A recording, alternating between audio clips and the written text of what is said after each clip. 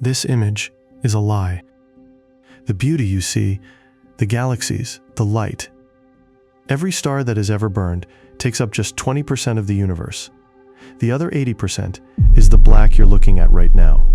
Not empty space, not the space between stars, but something else. Something that has a shape, a border, an inside. And that has been growing, without pause, since the first second everything existed. We call them supervoids. A supervoid is not empty the way a room is empty. A room still has air, dust, light leaking under the door. A supervoid has been hollowed out, scrubbed clean.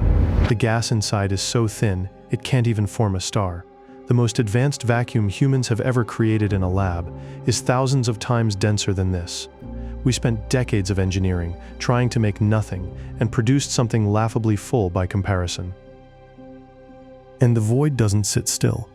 Dark energy inflates the space inside supervoids faster than the space in the dense regions outside them. Every day, the void is slightly larger. The walls around it are stretched a little tighter. The galaxies on the inner edge of the surrounding filaments feel the expansion pulling at the ground beneath their feet and drift away off the thread and out toward denser regions. Gone. The void takes the space they left and grows into it, then does it again.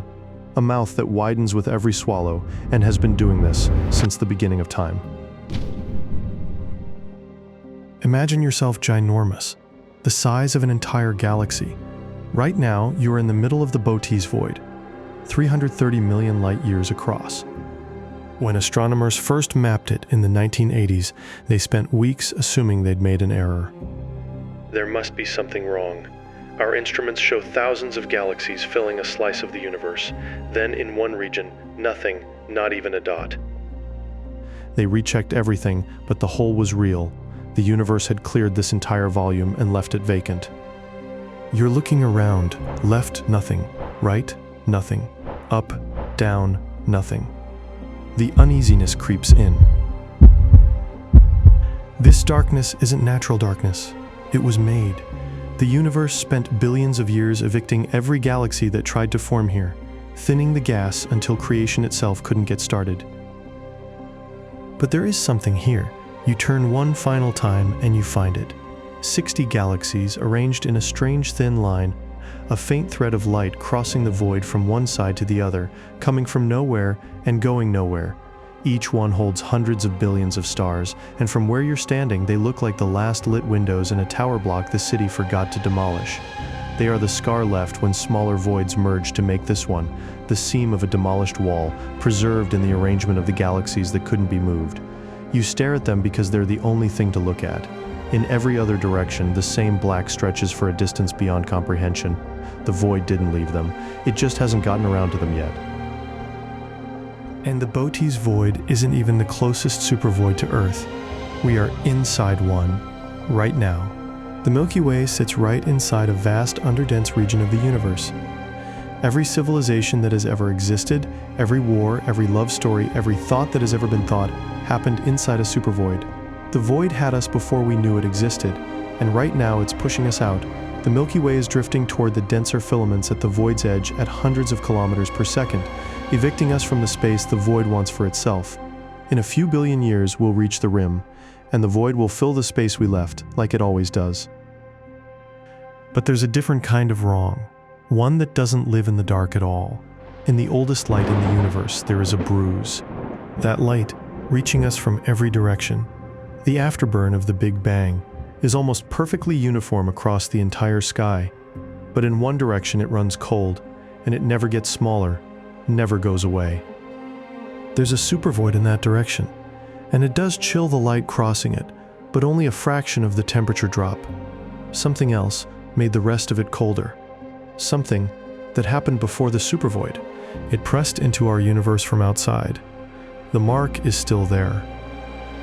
One theory says the cold spot was not meant to be found by us. It's the physical scar of a collision with another universe during the Big Bang. The bruise will outlast every star, every galaxy, and every supervoid, which makes what's inside those supervoids even more unsettling.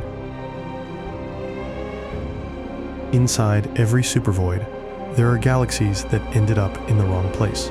They're small, quiet, so isolated, they've never had a neighbor, never been hit, never had their gas stripped or been worn down by anything.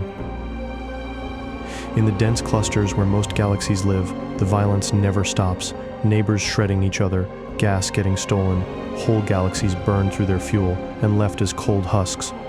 Void galaxies have none of that. They burn slowly, making new stars at a fraction of the pace, aging in slow motion. Which means that in the far future, when every cluster has burned itself out and gone dark, when the filaments have snapped and every group of galaxies are sealed in its own private void with no way out and no signal coming in, the last lights in the universe will be void galaxies. The last star that ever forms in everything will be born inside one, alone in a galaxy that hasn't seen a neighbor since before dinosaurs walked the Earth.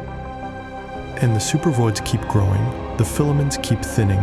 At some point, the threads snap, and every cluster left on a broken thread becomes an island, sealed by expansion faster than light.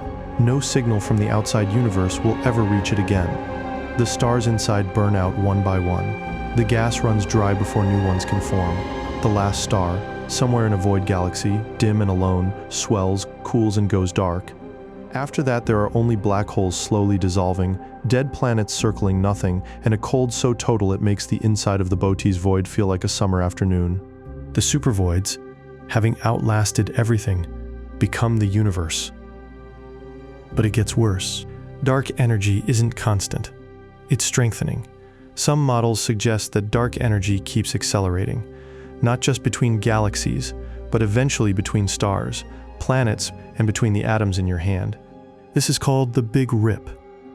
And if it happens, the supervoids don't just inherit the universe. They take over down to the smallest possible scale. Dark energy reaches into the void galaxies, the last refuges, the places that outlasted everything else, and tears those apart too. Then the stars inside them, then the planets. The molecules and the atoms themselves split apart by an expansion that has grown so powerful it overcomes the forces holding matter together. The void doesn't just fill the universe. In the end, the void fills everything. Everything that has ever existed, the void gets inside. So look at the night sky while you can. Everything you see is temporary, but the dark is not.